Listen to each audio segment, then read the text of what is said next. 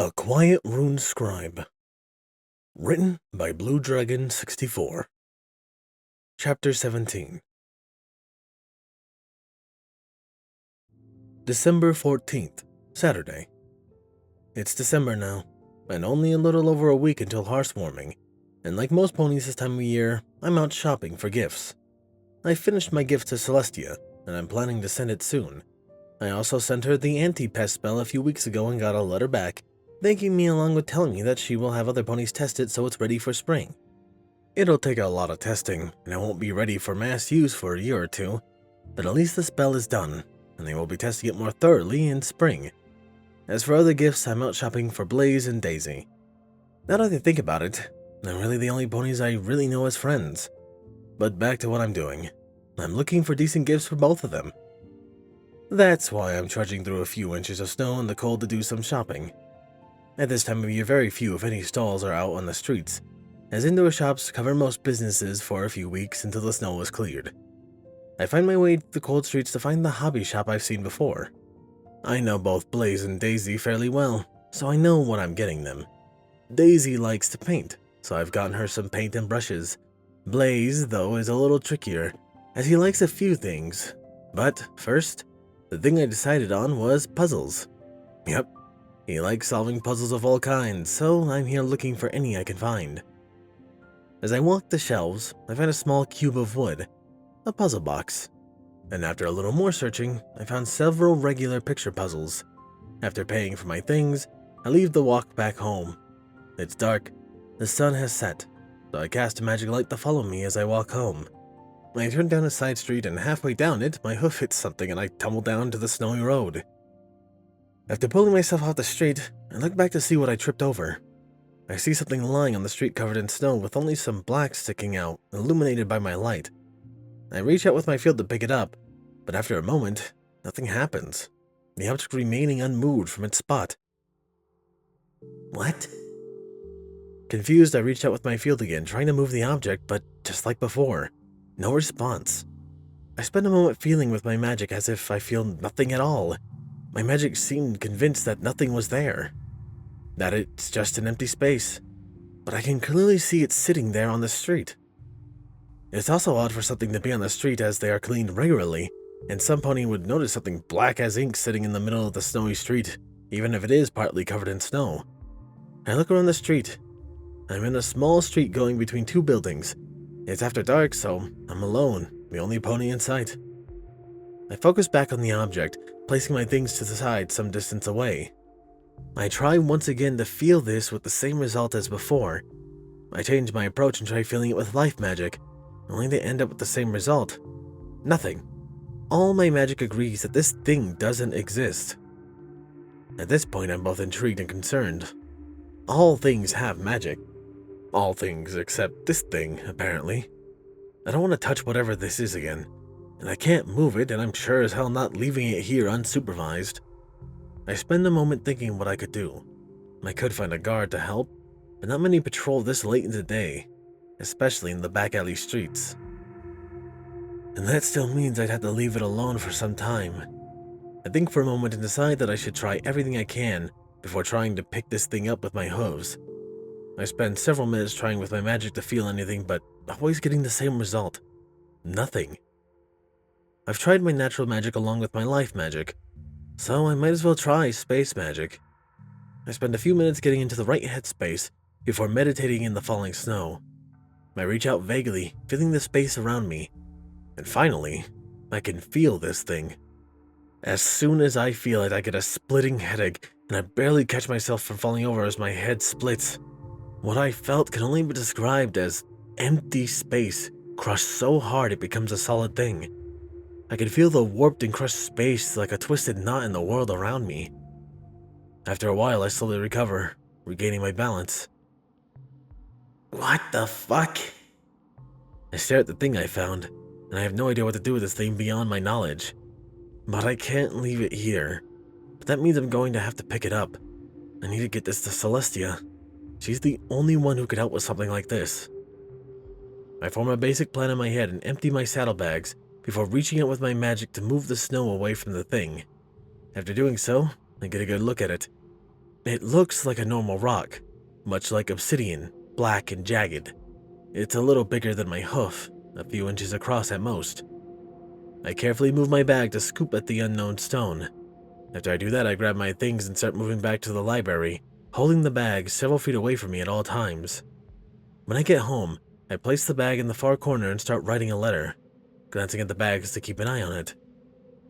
I don't know how long it'll take to get a meeting with her, especially at this time of year, but I'm going to try. The post office should still be open.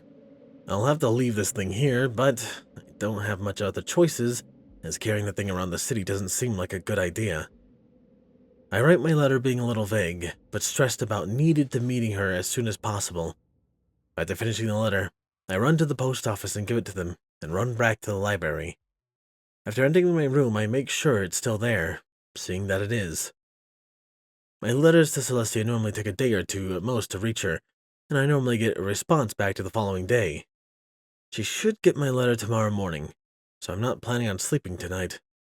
I don't know what this thing is, but I'm not sleeping anywhere near it. I spend the next several hours waiting through the night, never taking my eyes off the bag for long. It's 5 in the morning when I hear a knock at my door. "It's open. Come in," I say, turning my head to the door. I let out a sigh of relief as a guard enters my room. "Are you here to escort me?" I ask them. "Yes, sir. I'm here to bring you to the palace." I nod and grab my bags, keeping them a few feet away from us as we walk. We walk through the streets as the sun rises and the moon sets. After a while, we reach the palace and pass the guards. We move down hallways, taking several turns before coming to a door guarded by 2 ponies. As we pass the door, we enter the room, and sitting at the table in the center is Celestia, who seems to be doing some paperwork. As we approach, she looks up from her papers and turns to us with a small smile on her face. "Hello, Mr. Shade. It's a pleasure to speak with you again." I bow before approaching the table. "Same to you, Princess. Although I wish it were with better news." She raised a brow and looked at the bag I still had floating near me. "Yes, your letter did say you needed to speak with me urgently, but not why." I nod. "It's a little hard to explain. It might be best to just show you. May I?" She nods and I move the bag to the table and dump the odd rock on the table. It lands with a soft thud. "A rock?" Seeing her confusion, I say, "Try and pick it up with your magic, Princess." She still looks confused but does as I ask. Her horn glows and after a moment of nothing, she focuses more, her horn glowing brighter, but the rock stays completely still. "Try to feel it with your magic, Princess," I recommend. I feel the magic in the room increase as she tries to feel the rock. I see her face shift as she feels the stone with her magic, focusing more and more on the rock, having moved all of her paperwork off the table. "What is this?" I'm not sure if she was asking me or just thinking out loud, but I decide to answer anyway. "I know what it is, just not how it exists." She turns to me and nods for me to continue. "I found it in the city, literally in the street. I tripped over it, and it was just lying there in the middle of the street, and it was just a rock.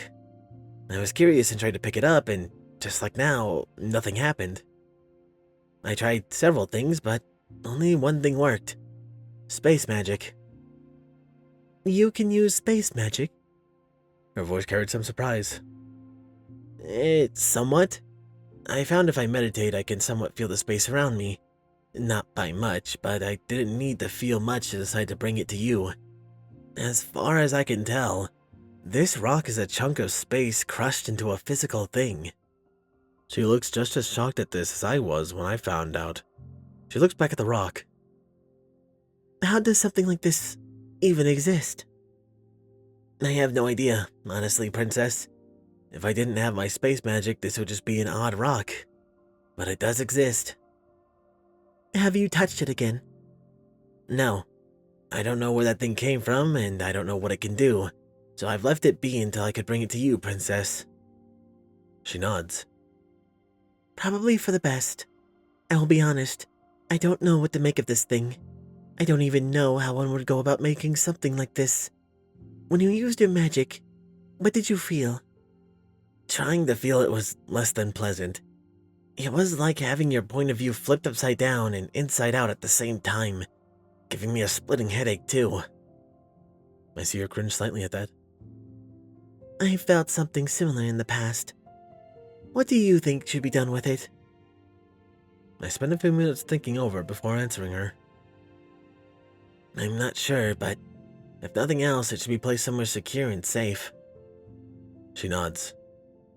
Yes, that is probably for the best. Thank you for bringing this to me.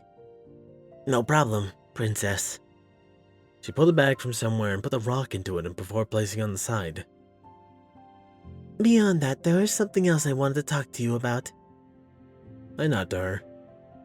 Well, I'd like to thank you again for the new spell. Testing is still ongoing and early, but it's promising so far. I smiled at that. The ponies working on the test wanted me to send you a list of questions, and since you're here now, do you mind? She summons a piece of paper in front of me. I looked through most of the questions, and they're mostly about parts of the spell, and a few about the symbols and math used. I spend a few minutes answering what I can, and adding some notes to others before passing it to Celestia. She looks over the page and nods. Thank you. Is there anything else you need? Beyond sleep? No, Princess. I'm fine. She smiles at me and gives a light laugh. Good. Then the guards will show you out. Have a good sleep, Mr. Shade. I nod, getting up and following the guards out of the palace.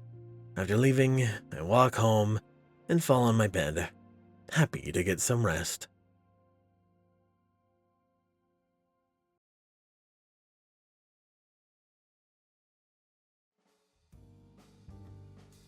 It sounds a lot like the rock I'm saying.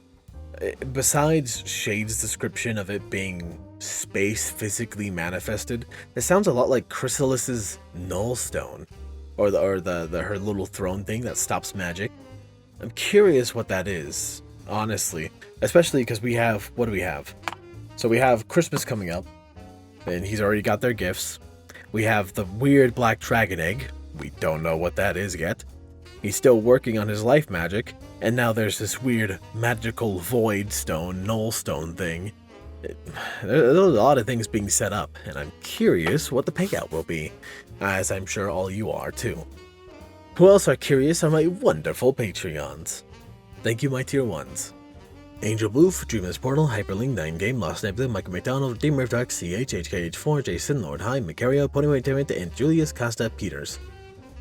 My tier 2s, Captain Blue Shadow, Twin Shot Trooper, Andrew Ingram, Chaotic Mist, Cal Zaza, Danish Dash, Jay the Firewolf, DJMax 2000, Elemental Wolf, Souls Eclipse, Weewoo, David M. Coleman, Dioxetine, Mackenzie McColes, G-Man 121 Garza, H1 Wolf King, Can Panzer, Mr. Crazy Deacon, Nobody, Nocturne, Rocky 2522, Sticks, Potato 20, St. Conk, Rihanna Dragonwolf, Sword Brother Mordred, Voyalcod, and Max Garbanzo. A big thank you to my previous Titan tiers, Dark Guardian, Danish Dash, Maverick, and User 1842. And a big thank you to my current ones, Bis Eclipes, and Silent Titan. I appreciate your guys' support so much, and it means a ton to me. That aside, however, this has been Firehearth. Have a wonderful day.